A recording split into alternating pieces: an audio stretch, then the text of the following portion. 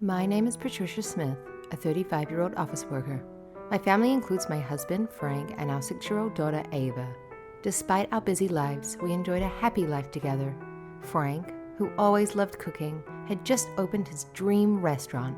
The business was new, so customers' numbers were still low. I wanted to help, but needed to continue my office job for a stable income. "Sorry I can't help more," I said, but Frank shook his head. Don't apologize. Your job is keeping us afloat. I'll make sure the restaurant's successful soon. "I'm looking forward to it. Just take care of yourself." I supported Frank's dream, never imagining something like this could happen. 2 years into the restaurant's opening, business hadn't picked up much. This led Frank spending more time there, rarely coming home. He employed a young waitress, but it wasn't enough. Frank did most of the prep, cooking, and cleaning himself, working day and night. I worried about his health. "Can I help you with your work?" No need. I can handle it. You should spend more time with Ava. I offered to help, but he gently refused, not wanting me to worry. Ava missed him too.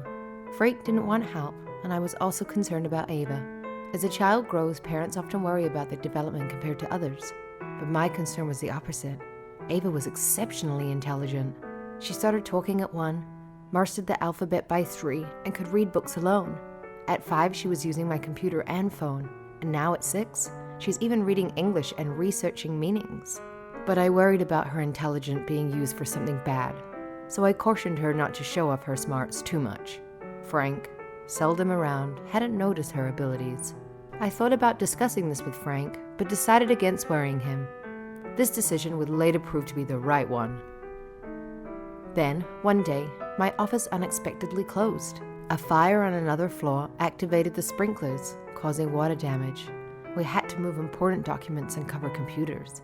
The cause was a forgotten cigarette by an employee upstairs, causing a lot of trouble. My company shut down for repairs. The sudden day off left me feeling a bit lost. I debated whether to pick up Ava from daycare, and then it struck me. This is the perfect time to help out at Frank's restaurant. I headed straight to my husband's restaurant. Knowing it's not great to show up unannounced, I tried calling him but got no answer. I thought, oh, he must be too busy. Arriving at the restaurant, something felt off.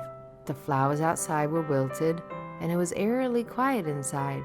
There were no customers. Then laughter came from the kitchen. "Haha, you're so funny. I never heard about that before." It was Frank and the waitress, sounding overly cheerful. A bad feeling crept over me. I can't quite explain it, just a woman's intuition at work. Peeking into the kitchen, I saw Frank and the waitress joking around, looking too cozy for a boss and employee. Frank had his hand on her cheek, almost as if they were about to kiss. I couldn't help but confront them. "Hey, what's going on here?" I asked. Frank turned pale upon seeing me and quickly distanced himself from the waitress. She also noticed me and hurried away, looking guilty. "Oh, I have to go now. There are things that need to be cleaned." It looked suspiciously like they were trying to hide something. Frank gave me a forced smile. Patricia, what a surprise. Why are you here without a heads up? I've got things scheduled, you know. "The office was closed due to a small incident, so I came to check on the restaurant." "No customers, huh? I thought you'd be busy since you didn't answer your phone." Well, we don't get customers until lunchtime. It's usually quiet around now. Must have missed your call. It seemed uncomfortable avoiding eye contact. Though I had a lot to say, I initially planned to help out at the restaurant. "I tend to spend today helping you." What? Everything is fine. You should go home and have some rest. But Frank tried to send me away, saying customers were expected soon. His behavior left me uneasy. I was forced to return home. Later, I waited at home, but he didn't return that day. After putting Ava to bed, I stayed up waiting for him. In the morning, I caught him sneaking into the living room and confronted him. "Welcome back. Quite cautious just entering your own house." Oh, you're awake. Thought you'd be asleep. He avoided looking at me, seeming uneasy. I couldn't help but question him about his behavior with the waitress. "What's going on with the waitress you hired? You two seem very close. And yesterday, you were about to kiss her, right?" Don't be silly. She's just an employee. She said she had something in her eye, and I was just trying to help. I couldn't trust his words, but I had no proof to argue further. So I apologized. Okay. Sorry for the misunderstanding. Changing the subject to the restaurant, Frank's expression turned serious. Honestly, things are going downhill. Not enough customers. We're running at a loss. Might have to close unless I get a loan from the bank. His news was disheartening. The restaurant was already struggling, and now debt on top of that?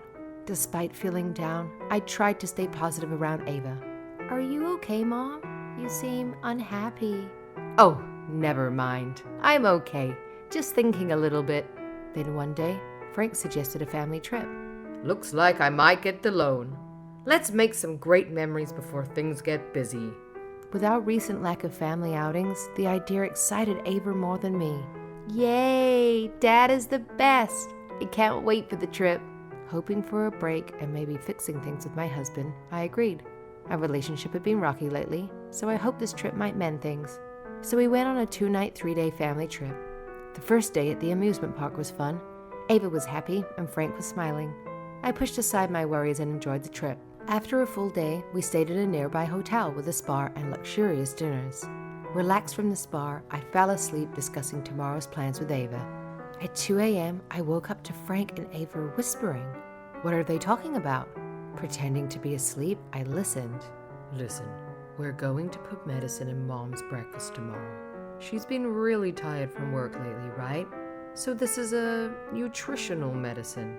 Mom will get better? Yay! But why keep it a secret? Just tell her it's medicine to make her feel better. She needs to take a lot of it, and she might not like that.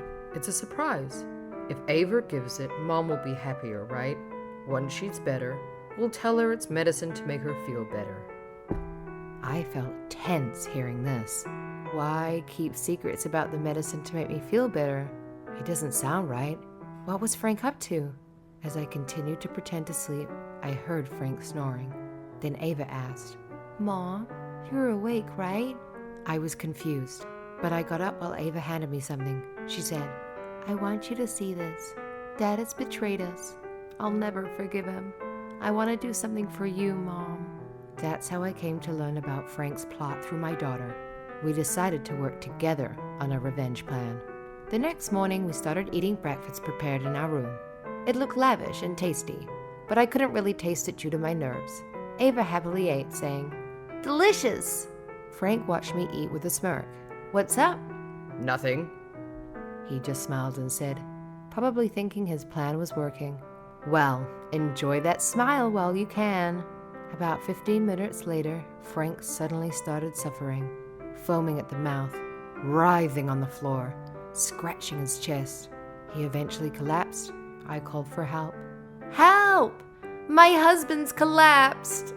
An ambulance rushed him to the hospital, where he was saved by a stomach pump. What happened to my husband? A certain medicine meant for animals, not humans, which severely affects health. Where did your husband take this medicine? Visiting Frank's hospital room with Ava, he seemed very confused. Patricia, are you feeling okay? No bad reactions? Intense nausea? I'm fine, as you can see, perfectly well. How? Ava, what about our promise? He seemed to be losing it, questioning Ava in front of me. Frank had no more excuses. Ava smiled and said, Mom's full of energy, so she didn't need the medicine. I thought you should have it, Dad. But you lied, didn't you? Because here you are, taken to the hospital. What? Frank was shocked. Clever Ava knew from the start the medicine wasn't a nutritional supplement. She had researched the pills and found out they weren't for human use, but she didn't know exactly what they were, so she tried putting them in Frank's food. And Dad, you've been deceiving Mom and me. I checked your phone while you were asleep, and there were lots of photos with you and that woman I don't know. That night, Ava had handed me Frank's phone. She'd figured out his password from his notepad. The phone had numerous photos of Frank with his mistress, hugging, leaving no room for excuses. Indeed, he was having an affair with a waitress at his restaurant. Just a co-worker. Don't get it wrong. And via email with his mistress, Frank was plotting to get rid of me for life insurance. Ava knew all about it. Staring at her in disbelief, Frank said, How can a 6-year-old kid like you do something like this? Having been away from home so long, Frank was unaware of Ava's intelligence. Perhaps that's why he thought he could easily deceive Ava and poison me. It's sad you don't know your own child's intelligence. Can you explain what this is all about? I asked, glaring at him. He turned pale and began to explain hastily. I had no choice. I was drowning in debt. He had been lying to me. His restaurant had been losing customers not just at lunchtime, but all the time. He was so desperate that he planned to poison me and pay off his debts with my life insurance. Such a poorly thought out plan. Even in movies and TV shows, the police would easily uncover such a plot against my death. Or had he become so blinded by money that he couldn't think straight? Oh, my clever little daughter. I was too thoughtless. Please give me another chance so I can take care of you and make it up to you. We will be a happy family again. Sorry, Dad, but I don't want to. As I sighed, Frank trembled and pleaded in a sycophantic voice. I was wrong. After I get out of the hospital, I'll change and work hard. I'll break up with my mistress properly. She led me to do this stupid thing. I realize now that you're the only one for me, Patricia. His selfish words disgusted me. Blaming someone else for his actions? Did he really think we could start over after attempting to harm me? My tone grew harsher. Don't be ridiculous. Of course we're getting a divorce. I'll demand alimony and child support, and I'm reporting this to the police. As I said this, Frank turned pale. He frantically began to kneel on the bed. Please don't do that. If this becomes a police matter, I'll have to shut down the restaurant for good. You've supported my dream all this time. Do you want to ruin it now? And what about Ava? Do you want her to grow up with a single parent? His words were the last straw. The audacity. Bringing up Ava after all he'd done. Shut up. You have no right to say that after you betrayed me and cheated with that mistress. And you even dared to think about poisoning me. Are you stupid? But that was... The worst part is that you lied to Ava and tried to make her an accomplice in your crime. Deceiving your own daughter is just the lowest. You don't deserve to call yourself her father. Don't you ever come near me or Ava again. You know what? I'm so ashamed to have a father like you. Don't make Mom and me suffer anymore. With that, I took Ava and left the hospital room, ignoring Frank's desperate calls behind us. Eventually, we divorced. Frank and his mistress were arrested and ended up with criminal records. I posted this incident on social media. Then, everyone talked about Frank's restaurant and called him the restaurant owner who sells poison. Even the patients at the same hospital showed great contempt for him and what he did. Later, I sued them for alimony and child support. Even after selling the restaurant, Frank had to take on more debt to pay. After being released, he was disowned by his parents. How much money do you have? Give me your money. What? Coward! How can you say that to me? You are my boss. I need money. I have a big debt to pay, don't you understand? But I don't have money. Go borrow from your parents. His mistress managed to pay by borrowing from her family, but she was also disowned. How useless. You wasted my time. Then break up. I don't want to stay with a bastard. The fling between Frank and his mistress ended shortly thereafter. Rumor has it they both live miserable lives now, and they should reflect on their actions. As for me, Ava and I returned to my parents' home and are living peaceful days. Ava, being so intelligent, may face more challenges than other children, but I intend to support her and watch over her growth. She continuously won prizes in many competitions. I felt extremely proud every time she received an award. During a competition, I recognized a familiar face. That's Frank. He asked our relatives about us and secretly came here. I realized Frank was trying to move towards me. Long time no see. How are you and Ava? What are you doing here? Secretly following us? I didn't mean to do that, but I miss both of you.